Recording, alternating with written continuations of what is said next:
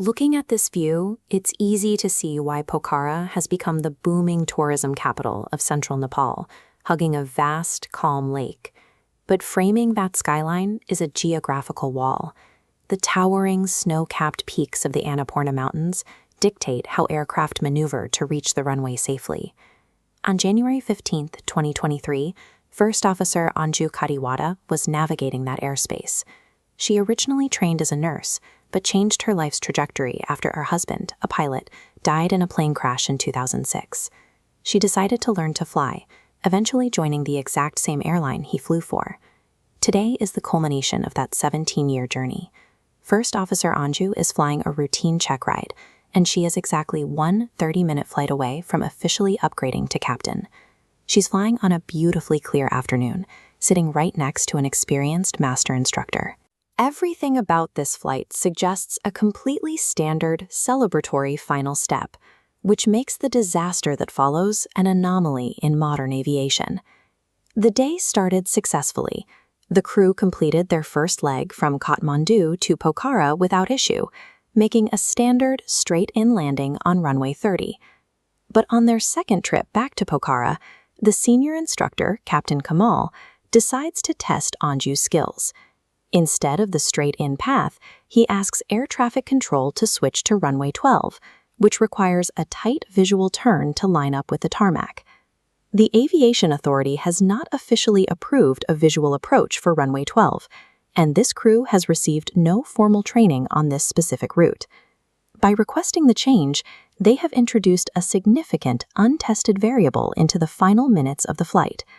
They are attempting a maneuver forcing them to fly lower, clearing the mountainous terrain by carving a sharp, aggressive bank directly over a river gorge.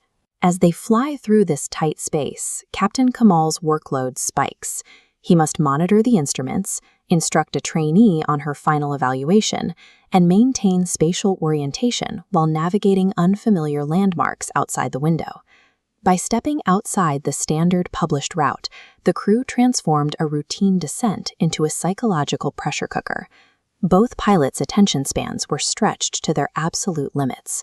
To see what happened next, we have to pause the flight timeline just minutes before landing and look at how the ATR-72 generates power. Each propeller blade is a rotating wing that pulls the plane forward. If an engine fails, these wide blades create massive drag. To fix this, pilots rotate the blades 90 degrees. This is feathering. The air flows cleanly, stopping all thrust and drag. Looking at this diagram of the center console, you can see the manual controls for this system. The specific controls used to feather the propellers are the condition levers, located right here in the center. Feathering is a vital failsafe, but if activated by accident at low altitude, the aircraft immediately loses its ability to stay in the sky. We're back in the cockpit. The plane is flying at 150 knots. To slow down for final approach, First Officer Anju calls for flaps 30. Look at the layout of the center console. The flaps lever, which controls the wings, and the condition lever, which kills engine thrust, sit in close proximity and share a nearly identical grip shape. Captain Kamal verbally acknowledges the command for flaps, but his eyes are fixed on the complex turn outside the window. He reaches down blindly. His hand finds the wrong control. Instead of the flaps lever, he grasps the condition lever and pulls it firmly backward.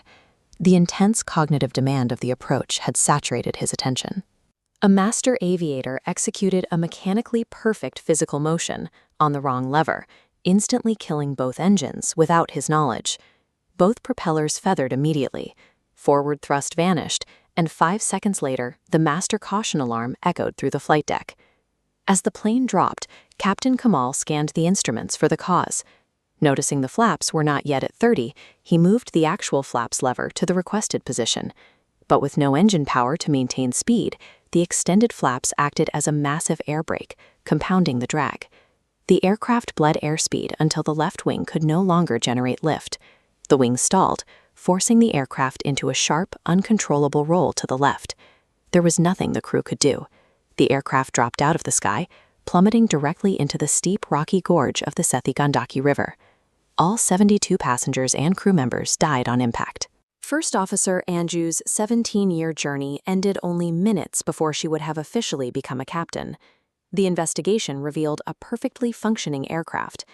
This disaster happened because human attention has absolute limits, and when those limits are breached by unapproved procedures, a single blind reach can turn a routine landing into an unrecoverable catastrophe.